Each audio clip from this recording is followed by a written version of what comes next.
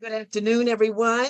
Good afternoon. This is another day that the Lord has made, and we choose to rejoice and be glad in it. Well, I am Portia Wheatley. I am the founder and the president of a nonprofit organization acknowledged as Trophy of Life Incorporated. And we have the wonderful privilege, the honor, and the assignment. I always like to say the assignment to render hope, encouragement, and inspiration to you, our audience, for 365 consecutive God-given days. And that's what we're doing, and I'm glad about it. So welcome to this platform, Acknowledge as Project 365, 365. And again, where we bring you hope, encouragement, and inspiration. Well, I would just love to bring in my co-host. Hello, everyone. My name is Takara Swan, and I am so happy to be here with you guys on this beautiful Wednesday. We have two very special guests today. They're very special, near and dear to my heart. But before I introduce them, I just want to remind you guys to go to our YouTube page, like, share, subscribe. So when you do that, you become a part of our team and you help us to spread hope, encouragement, and inspiration to the entire world. And together we can do this. It's not that hard when we all work together. So let's talk about our two guests today. Okay, so I'm gonna let them talk a little bit about themselves, but between the two of them, okay, we have a devoted and loving, hardworking mother. She's also a wonderful sister and daughter. And we have Mr. Marcus over here, also known as my cousin. And he is not only a wonderful son, an intelligent young man, but he is a great musician as well with a heart of gold and one of the funniest people I know. So how are you guys doing today? Welcome to the broadcast. Good morning. Actually, good afternoon. I just got a little put off guard. I had someone sign on to the call that is not supposed to be on the call, but okay. Good afternoon, everybody. Good afternoon, Facebook and YouTube. Hey, everybody. Hey, it's a pleasure to be here. Thank you for having us. So I hear you guys have some things in the works. What's going on? You know, both Marcus and I are in two different levels of ministry. He's got his things going on now since he's graduated from college. He's doing some sound engineering. He's got a band. He's got a studio. I'm on the other side of the East Coast. He's on one side down south. I'm up in the northern area, and I'm doing other branches of ministry within my home church and also for my company. So we're taking years of being together and building a legacy, ministering to the world, growing up in it, and now operating and sharing it with the world. So it's really exciting. That's Absolutely. awesome. Awesome. Marcus, how do you feel about that? Absolutely. It's definitely an exciting and almost a real moment every day when I wake up, just thinking about when I pray and talk to God in my free time. I'm just always thankful for the opportunities that I've received. I don't look at anything as minor. And I'm grateful, really. Every day I wake up, I'm just grateful to be here and be able to do what I do as a musician. As my mom said, I do have a studio that we allow recording artists to come through and record different projects. If they have a single that they want to record, whatever they have, if it's a podcast or an actual song, or sometimes they do some videography at our venue, and so that's its own entity there. It's a full-time job. I'm loving it. It's amazing. I'm getting to really just live my dream, as a musician, and then being able to play in church. I'm a part of several ministries at the moment, whereas though I have been able to serve as a band director, and just kind of growing up in church and at Holy Temple Cathedral. Shout out to HTC and King's Apostle Church World Ministry. Shout out to everybody who has laid the foundation for me as a minstrel. Really, I started playing drums and as time progressed, I grew and gravitated towards the organ, hearing so many good organ players from the DMV and the northern area on the East Coast. I said, man, you know what? I want to play the organ. And unknowingly, that just that desire to play the organ, God allowed me to play the organ, but elevated me to play the piano as well. Whereas though now I thought I was just going to be an organ player, but now I've become to be a band director in most situations and church settings and sometimes gigs or whatever that I have. So it's definitely a wonderful journey that I've been able to experience. And yeah, I'm just, like I said, I'm grateful. I'm grateful to be here. Now, what he's not giving you is the backdrop. Let me give you the backdrop. So many moons ago, when he was this little guy that belonged to me, he's now this big guy that belongs to me. You know, ministry for us and how I've grown up. My father, my mother, they established that ministry begins in the home. And so what I did, his father and I, we divorced, and I was primary caretaker. And so Marcus went everywhere with me. And so sometimes we were doing homework by dome light in the car, on our way to Bible study when it's not daylight savings time. And Absolutely. His first interest was in drums. So when he was really young, we had these plastic, like there were black drumsticks with a wire between them, and you would turn them on, and when you would hit, they would make a sound like you're playing a snare. So all the way home, all the way back after homework by dome light, he's beating on the dash. And so he's playing. So I'm playing the Clark Sisters. I'm playing Earth, Wind, and Fire. I'm playing all kinds of artists, all the things that I liked. It wasn't just gospel music. It was a little bit of everything. And so he got exposed to different genres of music, traditional and classical, reggae, punk, funk, go-go, everything. He got it all because that's all of me. And so as he began to get older, the first thing we did after the little sticks was we got a paper drum set. Well, he beat that to death and couldn't play that anymore, beat straight through it. So then we invested in a junior drum set. And so he started getting taller. So we invested in a secondhand big boy drum set. And so he played and he played and he played. And then one day he came and said, Mom, I'm thinking that I want to do something else. I think I want to take lessons to play the organ because Craig plays the organ and I like the way he plays. And so of course, Craig being Craig Wheatley. And so I don't know if you know this, Portia, we actually got Craig on board to give Marcus a few lessons. Mm-hmm. And so it kind of started there and it just branched off from there. And one of the things that as he was growing up, I tried to find the areas of his life that he really was interested in. Right. He liked video games, but if you're not going to be a video game creator, why waste and invest in a lot of video games? You know, I would get him a few. He had, you know, the few little PlayStations and all of that, but I would try to steer him towards where I saw his influence and his experience was.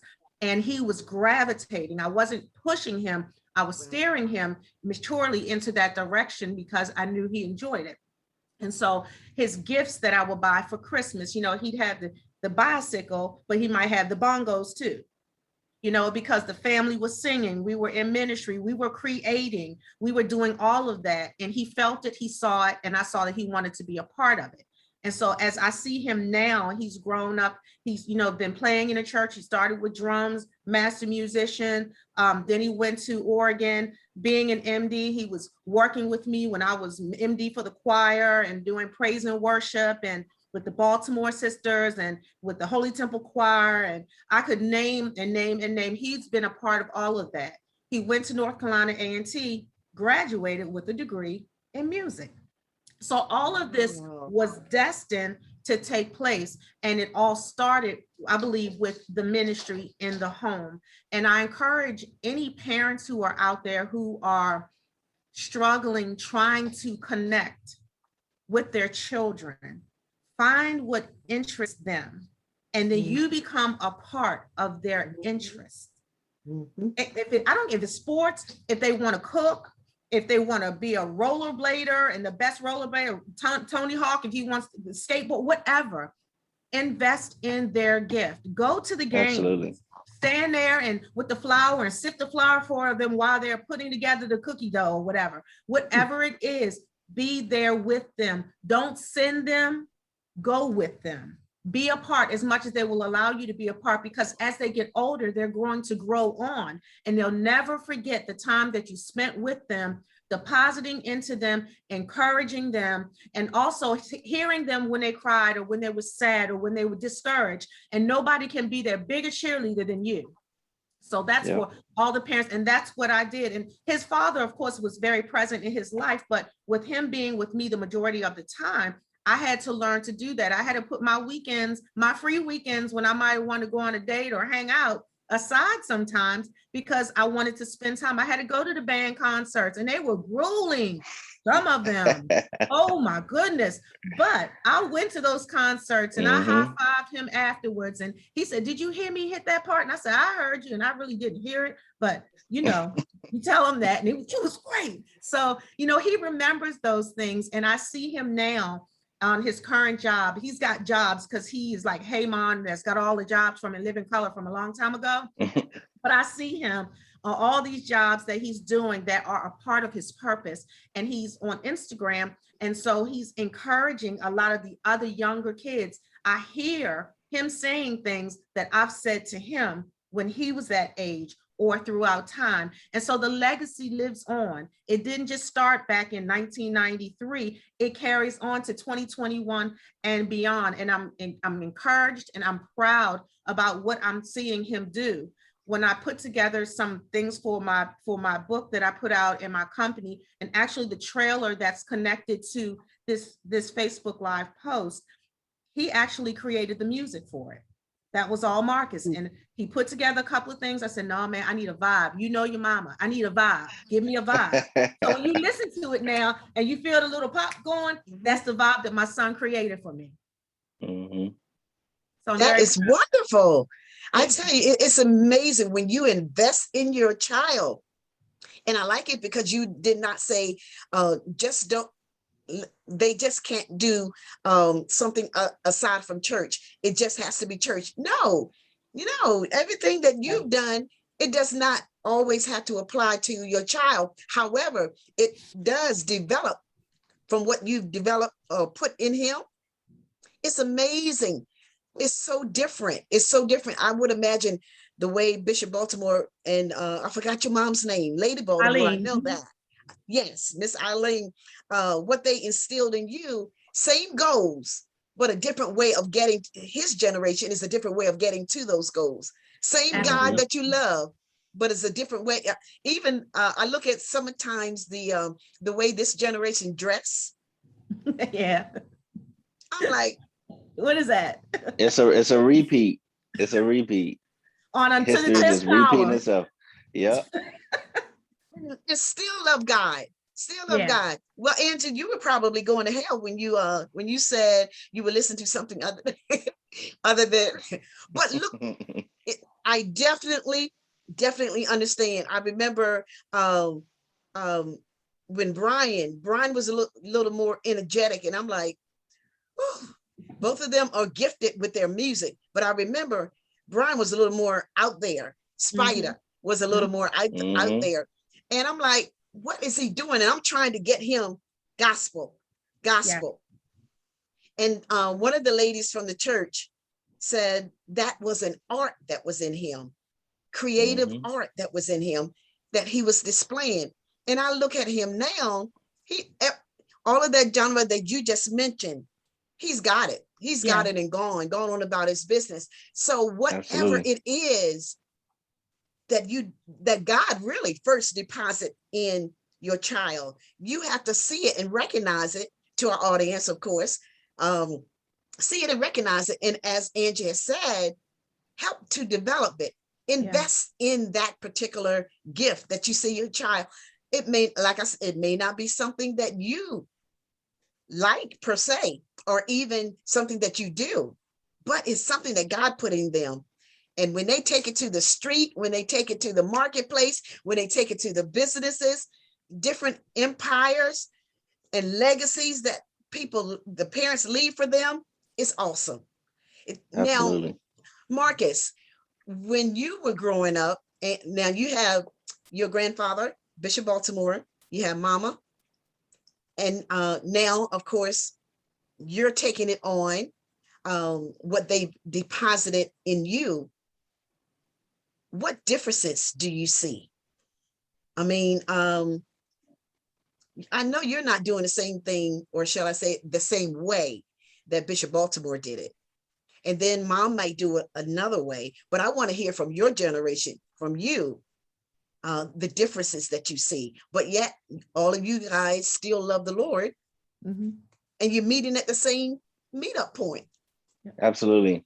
So from a musical standpoint, especially in church, I remember growing up and um, having the opportunity to see Pop Pop or Bishop Baltimore play the piano for the choir. I remember people such as Jeff Jacobs, who came in Remember? and direct the choir and would play the crap out some organ and some piano, and Pop will, I mean, from Bishop Baltimore I to, love that. Mm. oh my gosh, they would do it, and I know this is just a sidebar. They would do it sometimes at convocation. Oh, It'll be yeah. Bishop Baltimore. It would be Bishop Porter, and they would get on the organ and the keyboard, Bishop and Ross. Bishop Ross. Let me not forget Bishop Ross. Um, they would get on the pianos and the keyboards and the organs and do a chant. And at that time, growing up, chants were still, relevant, but we were moving more towards the sound of the 90s. So the Ricky Dillards of the choirs, the Hezekiah Walkers of the choirs, the James Hall of the choirs, that was starting to be the new thing on the block.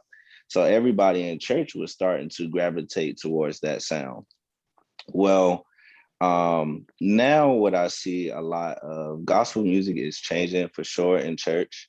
We have what's called CCM music, which is contemporary Christian music.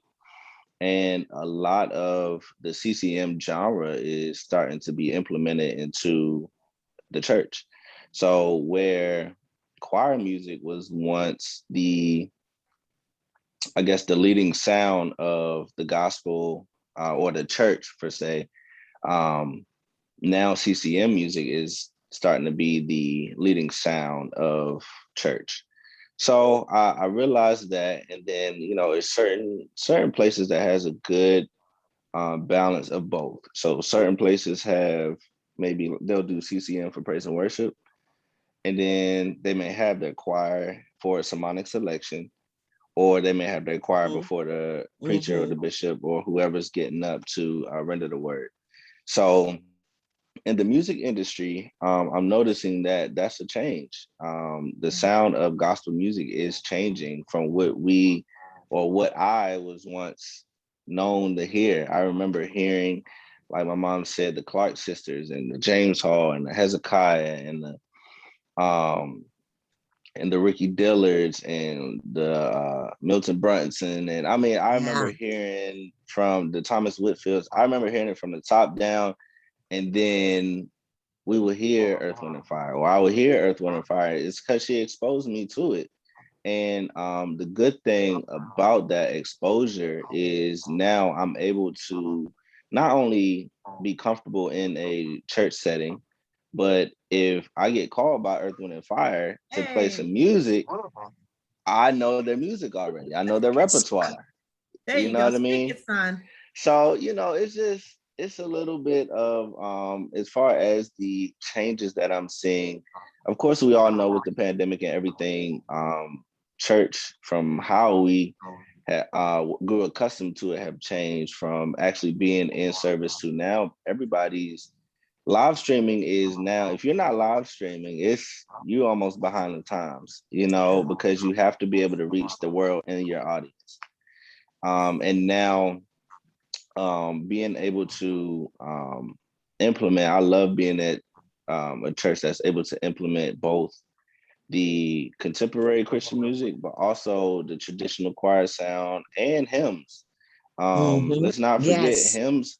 A lot of churches are starting to make hymns a thing of the past. And there is some life-changing hymns out here. Whoever wrote these hymns, I mean, they sat down and they were in their duffel bag. That's what I like to call it. They were in their Thought duffel about it. bag on the hymns. Yes, absolutely.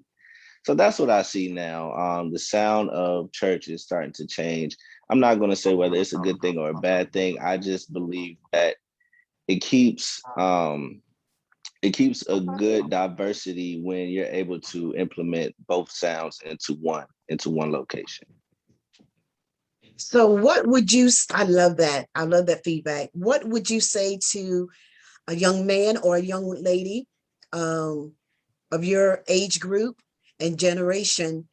What would you say to them if they hadn't, when they get the opportunity, not if they get the opportunity, like yourself, when you get the opportunity to do, of course, you're doing church, but you may be called to R&B, you may be called to the secular, what we call the secular, where what would you say to them to remain grounded and balanced? Um, I would say number one is just to keep God first. So if you know that God is the head of your life, you have a good relationship with God, and um, you know that He's got your back, He's gonna always keep you grounded. He's gonna. The second thing would be is to remain humble.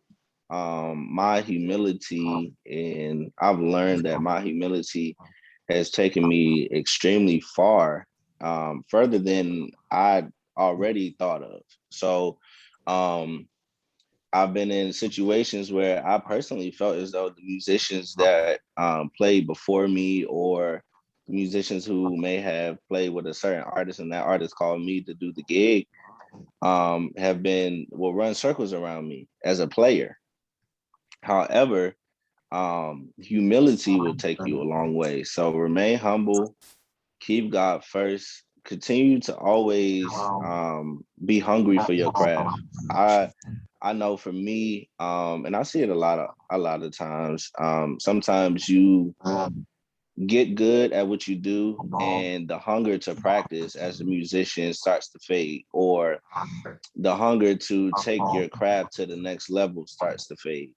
So if you remain hungry for it, you remain always wanting more, it'll be um, take you from a local level to a higher level, or take you from one scene to the next. I remember when I moved down here to North Carolina, I could play a little bit on the organ, and I knew a couple chords, and I knew I could get through a service. However, there came a point in time where I was like, well, I'm not only a gospel musician.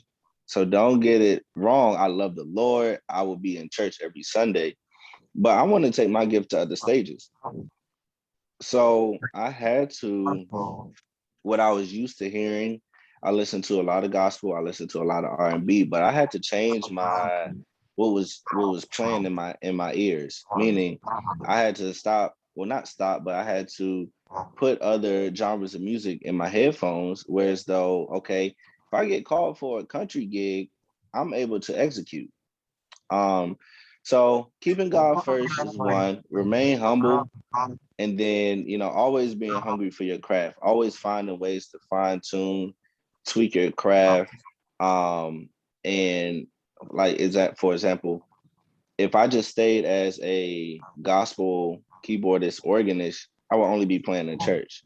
But what about all the other 20, 30, 40 genres of music that are out here that I could be tapping into?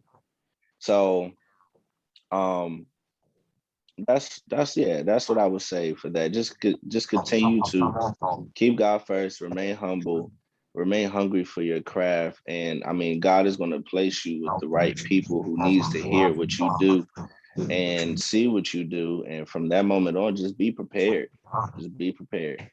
I'm glad he circled back to that. I wanted to earlier when you were talking about it, Portia, music is a universal language. Yes. And I'll never forget, Marcus, I don't know if you remember this, when he first moved to Carolina, he was playing for a ministry, and Marcus is on social media. So the pastor of the church saw Marcus somewhere playing, and he pulled him in and said, you have to make up your mind. Either you're going to play in this church or you're going to go do what you're going to do wherever you're doing it. And he wasn't doing anything wrong. He was just playing wherever he was playing. And so he called me and he was pretty upset about it. And I said, Marcus, your gift and your calling comes without repentance. You cannot be stuck in the four walls of one place when you have such a magnanimous ministry. You are a minister to the world, and your language that you speak needs to, and by keys or musicianship or whatever, speaks to many different people that need to hear it. And so you make your decision if you're going to be confined to somebody's thought about what they want to happen for their thing, or if you're going to be committed to what you know you need to speak that people need to hear, speaking as far as your music.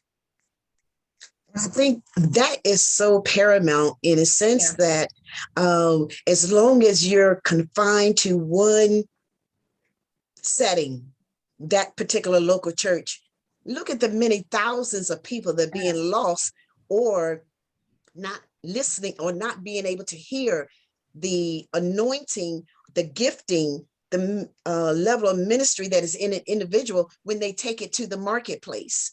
Absolutely. So I think it's very selfish when someone wants to just keep that particular anointing in four walls. Yeah. Let them expand themselves. Thank you so much, Marcus. Thank you. I appreciate that.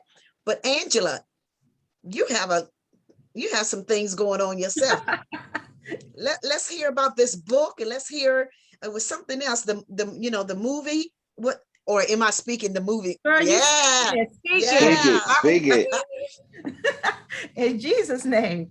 A few years ago, I was on vacation and I was just writing. Our jobs, I work a 9 to 5 and my job keeps me really busy. And so I was on vacation and I was feeling really free in thought and free in mind. And I started writing and I just continued to write. And there were these unconventional stories that were coming to me that were, some of them were spirit-based, but it's not a church book. It's a book about empowerment and awareness and your power of choice. But there are unconventional stories that speak to all of these things. And so I started writing, not realizing that I was writing a book. And then they started to compartmentalize into situations, relationships, and interpersonal situations.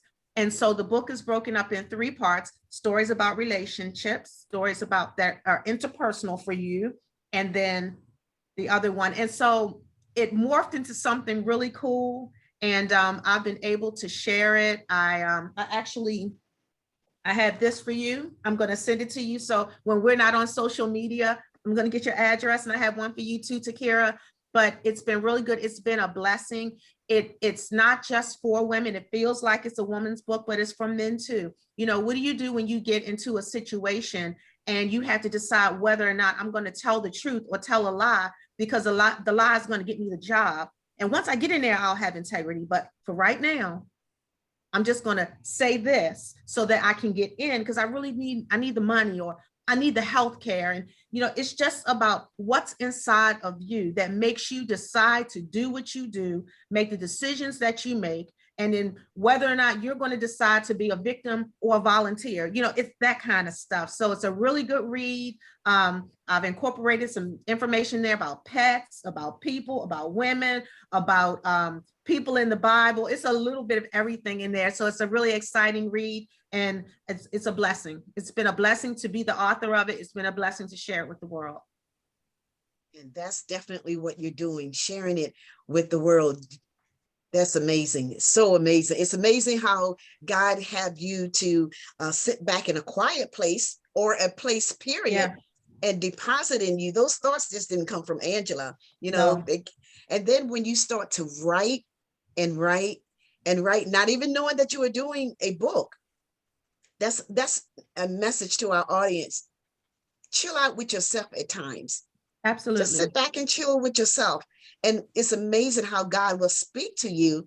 You're thinking that it's just for you, but he will allow that information that he downloads to you to be shared with the world. Absolutely. But you got to start somewhere. Absolutely. And Absolutely. like I said, I did not know that that's what was happening. It's called the eyes have it, meaning that I have it. But in that I is, do I really feel worthy? I'm fat. I'm ugly. I'm not that smart. But the book is for you to see that you can change around that verbiage to, I got this, by your power of choice. And so my company, I started an LLC a few years ago called Annette's Twin Productions. So Annette was my twin sister, and she passed about 27 years ago. Untimely, we didn't know it was going to happen. She didn't know it was going to happen. And so the name of the company pays homage to her. And we were tight, and we shared little stories and things as we were coming up. So as I think of things and the laughter that she gave me and the life that we all live together as family, I write some of these things. So you'll see all kinds of writing in this book. But the company itself is also to promote empowerment through different and various streams of media, music, publication, as far as books. And so that's what the company is for. So you can go out to Annette's Twin Productions LLC. You get to see some of what we've got out there as far as just inspiration and encouraging the world. The message is to the world is to bring encouragement, is to bring life, is to tell you it's okay to love, it's okay to cry, but when you finish crying, wipe them tears away and go fix some eggs. Absolutely. So they can get the book at your website, or and that's They can where they can get it on Amazon.com, Lift Bridge Publishing, and it's also I believe it's an audio version on Kindle that you can also get through Amazon. And if you want to reach out to me directly, I can send books to you directly, and it will be free as far as shipping and handling. I'll take care of that if you get the book. And I have a bunch of books that you can also use as far as study group. If you want to do a book club, I have that as well. So I'm able to provide that. we will make sure we get all of that information in public contact information, and make sure we post it. Thank you. All right. Awesome, awesome. Well, I'm just so happy both of you could come on the broadcast today, Angie, Marcus. One thing I think our viewers can take away from you guys both being here, and we've said it on our broadcast before about following your passions. You know, Marcus, you said some really good things. On Angie, you said some really good things. You know, don't give up, guys, on your passions, and don't think you have to fit in a one little box because society or someone else or your surroundings say, you know, oh no, you want to do this, you have to do it this way. It's okay to find your own path. God will make room for you. God will help you to make your own lane to pursue your passions and your dreams. And just like Marcus said, you know, you got to stay hungry for those passions. You know, you always work on your craft. Even if you are the best of the best, guess what? The best of the best can still get better. And you just, you know, you're your own competition. Just keep doing better, keep learning, and just fulfill your passion and be happy. Just do what makes you happy. And that's one thing I can see that both of you are doing. And the next thing I think you guys can take from our viewers today, our guests today, is to support one another. You know, how many times do we hear of family members who really don't support each other's dreams? Like, oh, well, she wants to do that or he wants to do that. I'm gonna do my own thing.